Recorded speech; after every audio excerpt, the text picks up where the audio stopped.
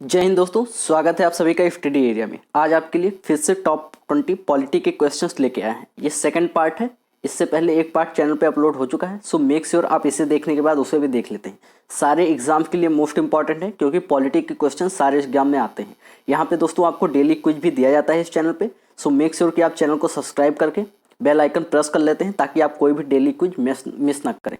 Daily quiz आपको एक GK का दिया जाता है, जो कि सभी एग्जाम के लिए इंपॉर्टेंट होता है। इसके अलावा अलग अलग जीके के टॉपिक वाइज क्वेश्चन भी दिए जाते हैं। सो वीडियो को लास्ट तक जरूर देखिए, मज़ेदार क्वेश्चन हैं और सारे क्वेश्चन एग्जाम में पूछे गए हैं किसी न किसी एग्जाम में। तो चलिए दोस्तों देख लेते हैं। संविधान की मसौदा समिति के समक्ष प्रस्तावना किसके द्वारा प्रस्तुत की गई थी?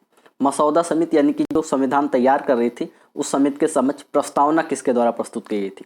दोस्तों प्रस्तावना, हमारे भारतीय संविधान की जो प्रस्तावना है वो जवाहरलाल नेहरू जी के द्वारा प्रस्तुत की गई थी। जवाहरलाल नेहरू ने प्रस्तावना को भारतीय संविधान की आत्मा कहा है। ये भी याद रखेंगे, ये प्रश्न भी पूछा गया है कि भारतीय संविधान की आत्मा जवाहरलाल नेहरू ने किसे कहा है?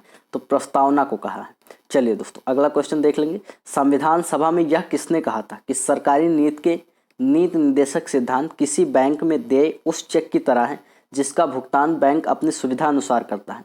तो दोस्तों किसी बैंक में नीति निर्देशक सिद्धांतों के बारे में ये कहा था आपके केटी शाह ने। ऑप्शन बी आपका राइट हो जाएगा। केटी शाह ने कहा था कि किसी बैंक में दे उस चेक की तरह है ये नीति निर्देशक सिद्धांत जिनका भुगतान बैंक अपनी सुविधा अनुसार करता है।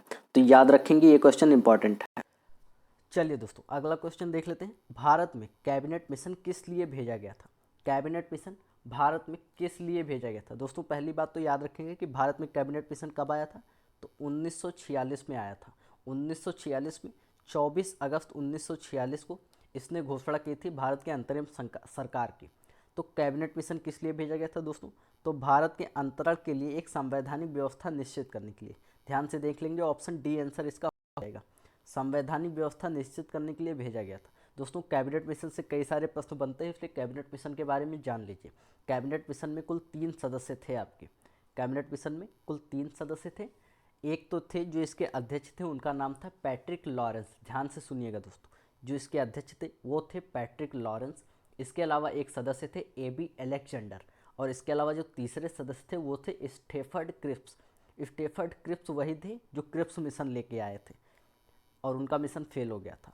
भारत की संविधान सभा किसके कहने पे बनाई गई थी? भारत की संविधान सभा किसके कहने पे बनाई गई थी? ऑप्शन 4 का हो जाएगा दोस्तों, कैबिनेट मिशन।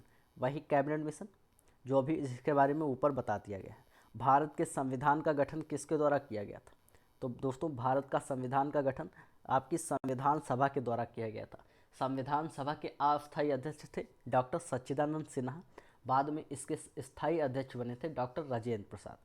याद रखेंगे, ये इंपॉर्टेंट हो सकता है।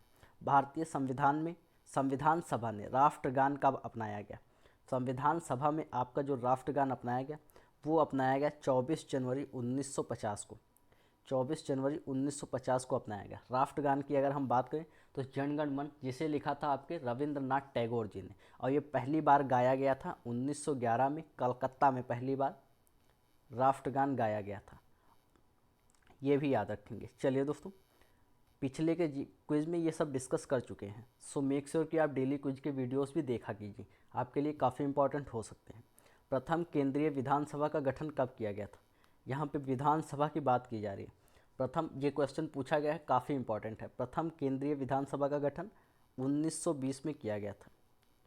1920 में किया गया था प्रथम केंद्रीय विधानसभा का गठन, याद रखेंगे। अगला क्वेश्चन, जिस संविधान सभा द्वारा भारत के संविधान का अधिनियम किया गया उसके सदस्य कौन थे?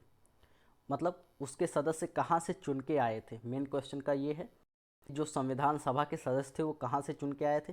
तो दोस्तों ये विभिन्न प्रांतों की विधान सभाओं द्वारा निर्वाचित थे। देखिए यहाँ पे ये लोगों के द्वारा सीधे निर्वाचित नहीं हुए थे, बल्कि ऐसे हल्का फुल्का ही निर्वाचन कराया गया था। तो विभिन्न प्रांतों की विधान सभाओं द्वारा निर्वाचित सदस्य थे जो कि संविधान सभा में थे। तो ये याद रखेंगे, काफ़ी इंपॉर्टेंट क्वेश्चन है। अगला क्वेश्चन देख लेते हैं, राजनीतिक स्वतंत्रता का क्या अर्थ है? दोस्तों ये क्वेश्चन आप अपने जनरल नॉलेज यानी कि थोड़ा आईक्यू के हिसाब से भी दे सकते हैं। तो राजनीतिक स्वतंत्रता का अर्थ है कि लोगों की मुक्त राजनीतिक गतिविधियाँ, यानी कि जिस चाहे उस पार्टी को सपोर्ट कर सकते हैं, जिस चाहे उसके विरोध में बोल सकते हैं। आजकल तो हालात इतने ख़राब हैं कि सपोर्ट में या विरोध में बोल दो तो लोग ट्रोल करने लगते हैं। इतने बेवकूफ़ लोग हो गए हैं। आप इस बेवकूफ़ी में मत पड़िएगा। हमें अपने एग्ज़ाम से मतलब है, अपनी नौकरी से मतलब है, तब उसके बाद कुछ देखा जाएगा। निम्नलिखित में से कौन भारतीय संविधान के प्रारूपण समिति के सदस्य नहीं थे? प्रारूपण समिति की अगर हम बात करें तो इसके अध्यक्ष कौन थे? B.R. अम्बेडकर, यानी कि बाबा साहेब अम्बेडकर। और कौन इसके सदस्य नहीं थे? तो 10वीं का आंसर हो जाएगा आपके राजेंद्र प्रसाद। राजेंद्र प्रसाद इसके सदस्य नहीं थे क्योंकि वो तो थे, क्या थे, अध्यक्ष थे। तो वो प्रारूपण समिति के सदस्य कहाँ से हो सकते हैं? निम्न में से किस अधिनियम में भारत के शासन का क्षेत्रीय विभाजन किया गया था? भारत का शासन का क्षेत्रीय विभाजन किया गया था, किस अधिनियम के तहत किया गया था? दोस्तों, भारत सरकार अधिनियम 1858 के तहत भारत के शासन का क्षेत्रीय विभाजन किया गया था। ये बात याद रखेंगे। किस अधिनियम के तहत? तो भारत सरकार अधिनियम 1858 के तहत। अगला क्वेश्चन देख लेते हैं। निम्नलिखित में से किसने 1935 के संविधान सभा का सुझाव प्रस्तावित किया था? 1935 में संविधान सभा का सुझाव किसने प्रस्तावित किया था? 12वें का आंसर आपका हो जाएगा C, M.N. रॉय ने। M.N. रॉय ने 1935 में बताया था कि एक संविधान सभा गठित की जाए और भारत का अलग संविधान बनाया जाए। दोस्तों 1933-35 के करीब में, डेट एक्चुअली अभी मुझे याद नहीं, पर 1933-35 के करीब में एक संविधान बनाया भी गया था मोतीलाल नेहरू जी की अध्यक्षता में, जिसे संविधान का ब्लूप्रिंट कहा जाता है। ये भी याद रखेंगे कि 1935 में मोतीलाल नेहरू जी के द्वारा संविधान का ब्लूप्रिंट कहा जाने वाला एक संविधान बनाया भी गया था, पर वो निरस्त कर दिया गया था, मतलब नहीं माना गया था। 13वां, निम्नलिखित में से किस अधिनियम द्वारा केंद्र में द्विशासन प्रणाली शुरू की गई थी? किस अधिनियम के द्वारा केंद्र में द्विशासन प्रणाली शुरू की गई थी? तो ये की गई थी आपके 1935 के अधिनियम के तहत। 1935 के अधिनियम के तहत ऑप्शन C यहाँ राइट हो जाएगा। द्विशासन प्रणाली यानी कि दोहरी शासन प्रणाली व्यवस्था भी शुरू कहा जाता है, इसको शुरू की गई थी। अगला क्वेश्चन, भारतीय संविधान का प्राधिकार स्रोत कौन है? प्राधिकार स्रोत का यानी कि भारतीय संविधान किसके लिए काम करता है या किसको ज़्यादा अधिकार देता है? तो भारतीय संविधान के प्राधिकार स्रोत हैं भारत के लोग। देखिए, भारत की प्रस्तावना भी इसी से शुरू होती है, हम भारत के लोग, हम भारत के लोग। एक बार क्वेश्चन ये भी पूछा गया है कि भारत मतलब भारतीय संविधान की प्रस्तावना के शुरुआती शब्द क्या हैं? तो वो यही हैं, हम भारत के लोग। हम भारत के लोग भारत को संपूर्ण प्रभुत्व संपन्न प्रजातंत्र गणराज्य बनाएंगे, ऐसा लिखा हुआ उसमें। लोकतंत्र, समाजवादी शब्द ये सब बाद में जोड़ा गया है, ये भी याद रखेंगे। बंधुत्व का अर्थ क्या है? बंधुत्व भी हमारे प्रस्तावना में है, तो वहाँ से पूछा गया है कि प्रस्तावना में निहित, ये क्वेश्चन बहुत बड़ा था कि प्रस्तावना में निहित बंधुत्व शब्द का अर्थ क्या है, पर मैंने छोटा करके लिख दिया है। शब्द का अर्थ है भाईचारे की भावना, सभी को पता होगा। भारतीय संविधान में कितने भाग हैं? अब अगर आप जीके पढ़ते हैं और पॉलिटी के पढ़ते हैं तो आपको ये चीज़ ज़रूर पता होगी। भारतीय संविधान में कुल 25 भाग हैं।